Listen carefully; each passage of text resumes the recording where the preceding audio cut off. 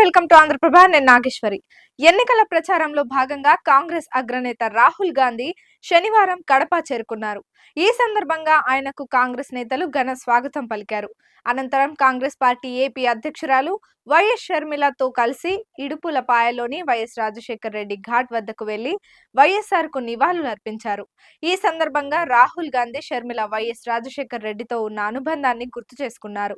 ఆంధ్రప్రదేశ్లో పోలింగ్ జరగనున్న నేపథ్యంలో ఏపీసీసీ చీఫ్ మరియు కడప ఎంపీ అభ్యర్థి వైఎస్ షర్మిల ఓటర్లను తనకు ఓటు వేయాల్సిందిగా కోరారు.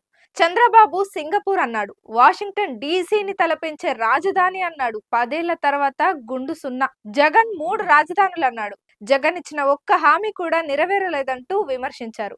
వివేకాను గొడ్డలితో 7 సార్లు నరికారు. అటువంటి నిందితుడిని పక్కన పెట్టుకొని తిరుగుతున్నారు జగన్. ముఖ్యమంత్రి అయ్యాక జగన్ మారిపోయాడంటూ వివరించారు.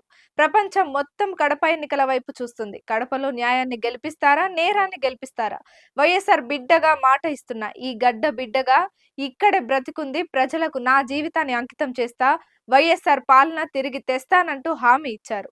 అనంతరం మీ పుట్టింటికి వచ్చిన ఆడబిడ్డను ఏ విధంగా ప్రేమగా చూసుకుంటారో అదే విధంగా నన్ను కూడా మీ ఇంటి ఆడబిడ్డగా చూసుకుంటారని ఆశిస్తున్నానని ఎక్స్ వేదికగా వైఎస్ షర్మిల కడప నియోజకవర్గ ఓటర్లను అభ్యర్థించారు. సోమవారం జరిగే పోలింగ్ లో ఎంపీ బ్యాలెట్ నమూనాలో ఉన్న హస్తం గుర్తుపై బటన్ నొక్కి మీ రాజశేఖర్ రెడ్డి బిడ్డను ఆశీర్వదిస్తారని కొంగు చాచి అడుగుతున్నానని అందులో పేర్కొన్నారు.